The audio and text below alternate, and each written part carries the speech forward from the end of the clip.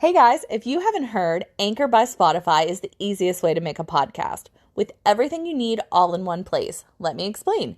Anchor has tools that allow you to record and edit your podcast right from your phone or your computer. When hosting on Anchor, you can distribute your podcast on listening platforms like Spotify, Apple Podcast, and more. It's everything you need all in one place to make a podcast. And best of all, it's totally free. Download Anchor app or go to anchor.fm to get started. And please enjoy this episode that you are about to listen to.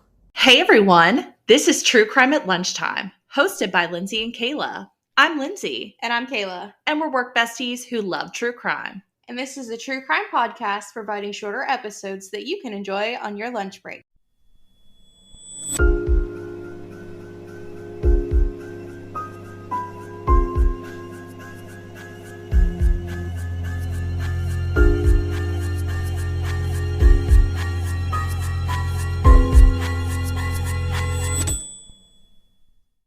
And before we jump into this week's episode, I did just want to put a disclaimer out there that there is talks of suicide and self-harm, and if that is not something that you would like to listen to at this time, we completely understand, and we'll catch you in the next one.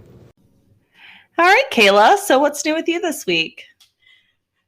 So today at work, Lindsay brought up, what's your favorite book? And then she was like, oh no, shit, don't tell me. We'll save it for the podcast. So we're going to talk about it now. So, Lindsay, what's your favorite book? Okay, so I think it was maybe 2 or 3 years ago, I read Before We Were Yours from Lisa Wingate for my book club, and I absolutely fell in love. I could not put it down. Well, I could not stop listening because I do audiobooks, and it was the best book that I've ever read. If you're not familiar with it, it has to do with the Tennessee Children's Home Society scandal, selling children on the black market, stealing and selling. It is such a good read, and I just could not get enough of it. I really hope they make a movie of it. What about you? I feel like mine is such an amateur answer. My favorite book, I read it in middle school. It was The Outsiders. Is my favorite book. Oh, it's a good one. It's a classic. Ever since I was in high school, I love that book so much. Yeah, it's a good one. And the movie's good too. I also like It's Kind of a Funny Story, which that movie's not as good, but that book deals with mental health. It's really good. I'll have to check it out. You should. It's lighthearted. I need a little lighthearted, especially after we dive into this doozy of a case that we're about to get into. Oh yeah, this week's topic is going to be crazy. Okay, guys, it's time to pop last night's dinner leftovers into the microwave, and let's dig in to the murders of Tate, Rowland, and Terrie Trosper. Okay, Kayla, hit me with those 3 facts that I need to know before we get into this one.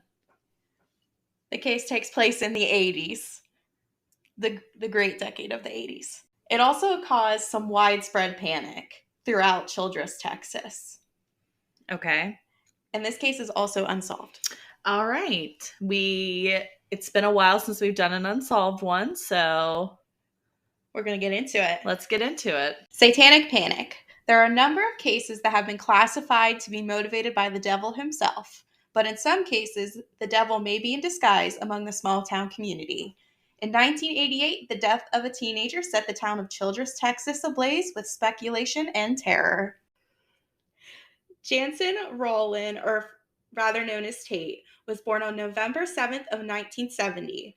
He was known as a popular guy with quite a wild streak. He drove his blue pickup truck through the small town of Childress, Texas with his blasting radio. He was known to police as a hot rodder and a drinker. And Tate around this time was also dating Karen, and Karen was a girl that was 5 years older than him at this time. Okay. A hot rodder. We love to see it. A hot rodder and a drinker. That is straight 80s. Yeah, that is very 80s. And Tate and Karen, they had an on-again, off-again relationship. Her family has said that she tried to break up with him, but he would harass her. And at one point, her brother also said that Tate tried to run him over with his pickup truck after he told Tate to stay away from Karen. Okay. But Tate was finally arrested when he jumped over the counter of the convenience store that Karen had worked at and tried to choke her. And this was in January of 1988. Well, that's terrifying. And there were also no charges brought upon him for this incident because when they were in the courtroom, like right before it went before the judge, it did go that far. Tate and Karen were seen like being cordial together, and they just kind of dismissed the case after that. Yeah, and I don't think they do that now, just necessarily because the couple has made up. After everything that had happened, Tate went to live in Louisiana with some relatives just to get away from it all. And he came back, and that spring, Karen had married another guy. Oh, well, I'm gonna bet that he was probably not very happy with this when he returned to find. No. So the girl he's been with for quite a while, just as soon as he leaves, ends up marrying somebody else. And Tate tried to get back with Karen, but obviously that didn't work out because she was obviously married. Well, and he didn't treat her very well, so I don't blame her. I don't blame her either, honestly. This leads to July 26th of 1988. Tate made plans to play softball with a group of girls. I believe he was coaching or something like that. And then he was going to go grab some drinks with a friend after that. And Tate drove off with his friend Chad Johnston, who was 15 years old at the time. Okay, that's not weird or anything. Was that the friend he was going to have drinks with? No, he was having drinks with another friend. Oh, He okay. left with Chad. But at the time, Tate was 17. So it's really not that weird. Oh, okay. I, for some reason, was thinking he was a lot older than this. No, he's only a teenager at this time. Okay, that's not weird at all, actually. But I was thinking he was going to go drink with him, and I thought he was older. So in that context, yeah. No, I read that Chad was kind of like a loner and an outsider, but he kind of felt like comfortable around Tate, and because Tate was more of a popular guy, so I feel like it kind of brought him into more of that crowd. But an hour after this, Chad ran into Tate's parents' home to say that Tate had hung himself. Oh my God. This took. So I say, I'm just going to throw it on you. No, this took like another turn. Like we're just like going and playing some softball and leaving, and everything is fine. Going to have some drinks, and then now someone's dead. Mm-hmm. Okay. And Chad directed his family to a horse apple tree where he was hung, and Tate's father actually cut him down from the tree. So what happened in this time frame? Like, I mean, well, this comes out when Chad's interviewed by police. Obviously, he was the last one that had seen Tate alive. So when Chad was interviewed, he reported that he and Tate drove to the spot where they would go and listen to music. It was by this old tree. It was on a desolate road, kind of in the middle of nowhere. He drank a few beers and then told Chad he was going to hang himself. Oh, okay. So he told him his intentions. Mm-hmm. And Chad then walked away, and he went behind the car. He was throwing some beer cans in some bushes. I mean, I don't know why we're littering, but that is what Chad said he was doing at this time. And then when he came back, Tate had hung himself and had passed away. So wait, let's back up and let me wrap my head around this. So he tells his friend that he's going to hang himself, and his friend, shrugs his shoulders and walks away. He's like, I think I'm just going to do some littering. I will say he did say that he thought he was joking. He didn't take him seriously. Okay. Yeah, I mean, I could see that. And if they were drinking or, I feel like it would be hard in this situation to really understand what that conversation looked like and what was going through everyone's heads. But obviously from this, some things came up. Yeah. And it made Chad change his story a little bit. Oh. Tate actually had 2 rope marks around his neck. So if you would hang yourself, you would only have 1. Right. But Tate had 2. And Chad then said that Tate tried to hang himself twice. And that's why there were 2 marks there. The first time he had tried to hang himself from the tree and it didn't work. And then he had stood on top of the car, I guess, so he was up higher. And that's when he successfully was able to hang himself. And Chad said he changed his story because he didn't want to get in trouble for not stopping Tate from what he had done. I feel a little speechless, but yeah, I mean, I can see that. We've covered a couple cases where, somebody doesn't want to get in trouble and, really not disclosing full details. And I don't feel like when we're talking about teenagers that is something that is incredibly rare, that they would change their story or they would be afraid to get in trouble. So, I mean, that does kind of check out a little bit. And Chad kind of further added to this by saying that Tate had talked about suicide. And just based on everything that happened, the police declared that Tate's death was a suicide. And because of that, there wasn't an autopsy performed. The police didn't find a reason to do that. They just thought it was cut and dry. He just hung himself, and that was that. And there was a lot of speculation that the fact that Karen had gotten married when he came back, he found out. They say he was in like this depression, and that's why he just wanted to end his life. But his parents never reported that he was depressed or anything like that. And just a little side note here, if you are depressed and you are feeling like that, please reach out and talk to someone. At Tate's funeral is when this case takes a real turn. At the funeral, a woman entered and she left before it ended. It's a little odd. Okay, very like Pretty Little Liars. It's just very odd, but nothing like too alarming. Mm-hmm. But there was also a man who was chanting the word suicide during the funeral, just all throughout it. Ew, I would be so disgusted if I was to witness this. And after the funeral, calls came into the police that Tate was murdered due to being part of a satanic cult. And this is where the satanic panic swept through Childress had started after his funeral took place. And police also got a tip through their hotline and during their investigation that there was also an altar that was about 1/4 of a mile from the tree where Tate had hung himself. So a satanic altar, like where they do sacrifices and stuff. Oh, dang. Okay. So even weirder is that Ray Wilkes was booked by the police after he drove into a utility pole. And during his interrogation and all of that, he said that he was part of a satanic cult and was at the tree where Tate was hung. At the tree where Tate was hung when Tate was hung? Yes. Oh. But this wasn't reported by his friend. No, Chad never said anything about anyone else being there. He just said it was them listening to music. He had some drinks, and then he just kind of said, yeah, I'm going to end my life. And what song were they listening to? The Devil Went Down to Georgia. Texas? Devil Went Down to Georgia. Oh, I have no idea. Anyway. So they didn't have enough to actually book Ray Wilkes on any of that. I mean, it was he okay? He hit a utility pole. I hope he's okay. I guess. I mean, like, let's book him. He hit a pole. Like,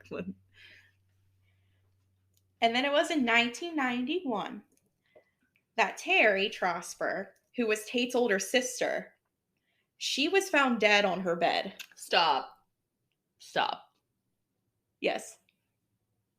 His sister. Holy shit. It was upon the autopsy, it was declared that she died from choking on her own vomit. And there was also an amount of the psychiatric drug Elavil found in her system as well.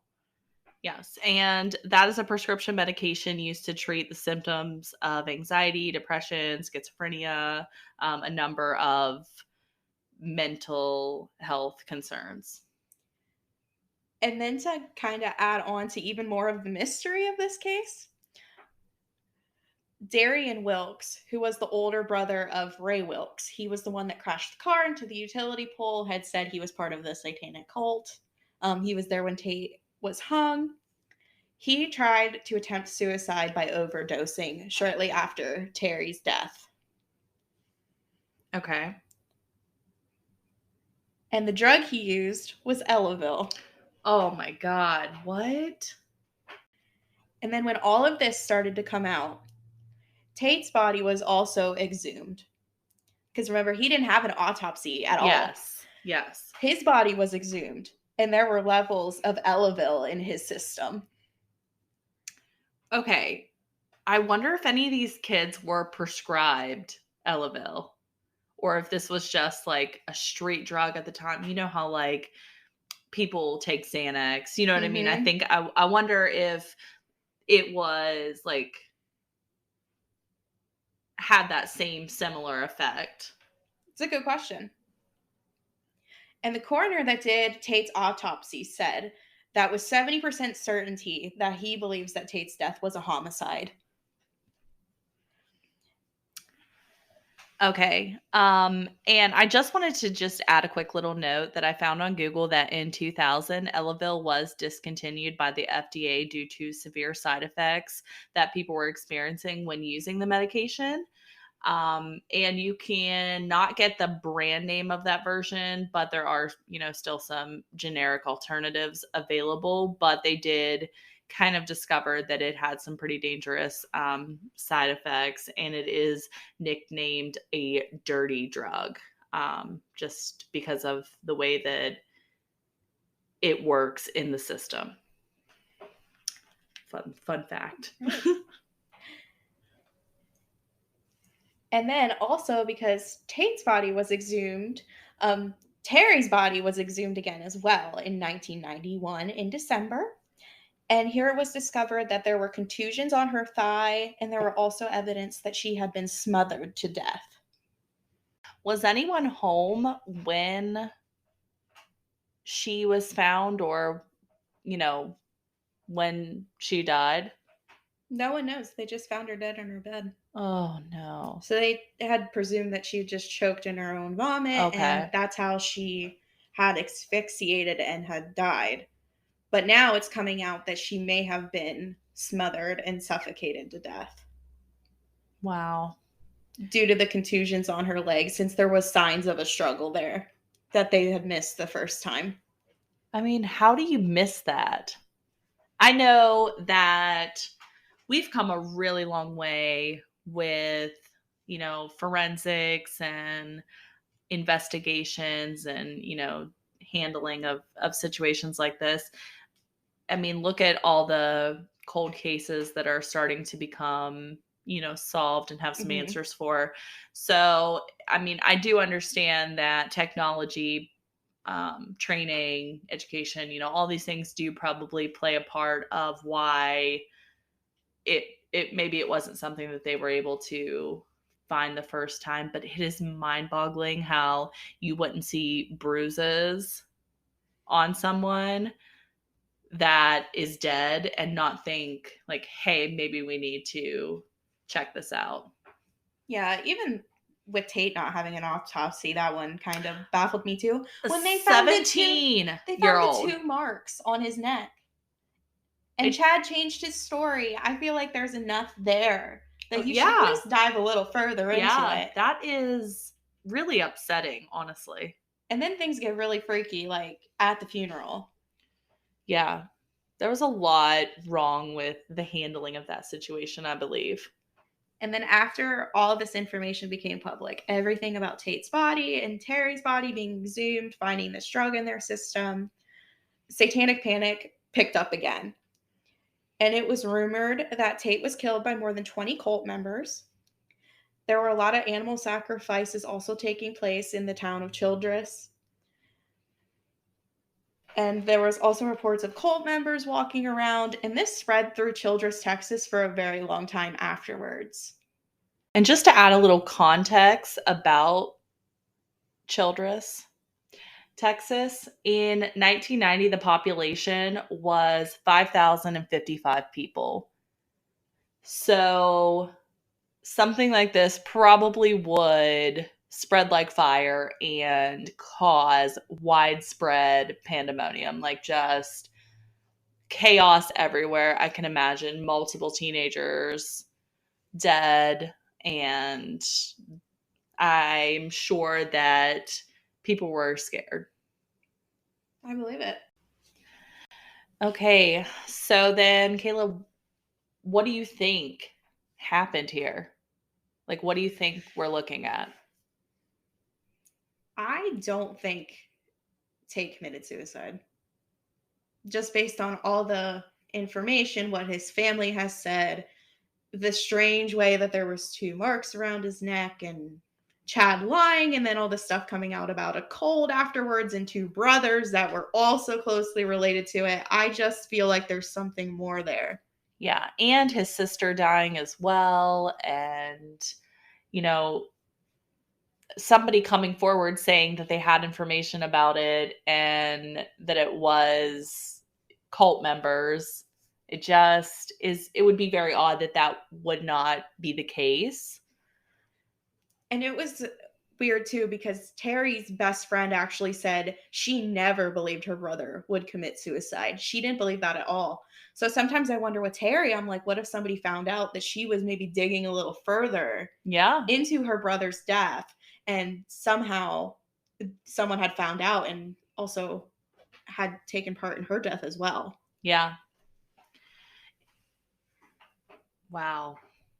It's really so sad for this family that lost 2 of their children and don't really have any concrete answers about what happened to them. No, it's crazy to me that further investigation wasn't done into this. But I feel like there was just so much hysteria going on that was the main concern at the time. Yeah, I feel like they probably didn't want to dig deeper with the way that people were at arms about it, just because if they had an answer, this one committed suicide and this one died of, an overdose, or she choked on her own vomit. So. Yeah. Some type of, or even like a seizure, some type of medical concern. This would be much easier to close these cases like that, have an explanation versus digging into it and finding something more sinister.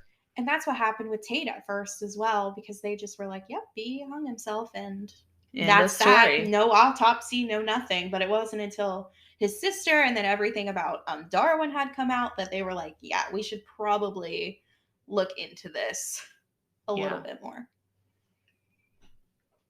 All right, everyone. And those were the murders of Tate Rowland and Terrie Trosper. I'd love to hear your thoughts and theories on this case. This one is crazy. A little wild. Yeah. And I think when we have an unsolved case, it just leaves you to wonder and to think about. And that's why we like to hear what people's theories are, because there isn't a resolution. So to hear what your thoughts are, Also, because this case, there was a lot of trigger warnings in it, such as suicide. If you are struggling or know somebody that's struggling, the number for the hotline is 800-273-8255. For you to leave us a review wherever you are listening to your podcast. The downloads, the shares, the reviews, the stars, all those things help us. We love to produce this content for you guys and want to keep doing it, and absolutely appreciate all the support that we've received so far. We love our besties, and we see you. Yes, absolutely. We see everything that comes in, and we are seriously so thrilled about it. And as always, you guys know you can follow us on Facebook, Instagram, TikTok. You can listen to us on Spotify, Stitcher, Apple Podcasts, Podbean. Good Pods, Podbay, Podvine, God. Really anywhere that you listen to your podcast, then you will be able to hear us. And we've been thinking about, cases that we want to do next. And this one, after hearing it, because I was not familiar with this case. So after hearing it, it really made me want to do a series that I have been thinking about for a while. Maybe something like One Family, Two Crimes, One Family, something like that. Yes, I remember you talking about this idea. Yes, because I have found a couple recently that I found interesting, that the same family experiences multiple crimes or tragedies just like this one. And at different times too, not yes, at the same not time. the same time, different times, in different ways sometimes. So if you have a case suggestion that would fall into this, or even if it's like 3 crimes, 1 family, whatever it looks like, if there are multiple crimes in the same family, we would love to hear your suggestions and know what you would like to hear and what you want us to cover next. And as always, stay saucy, work besties.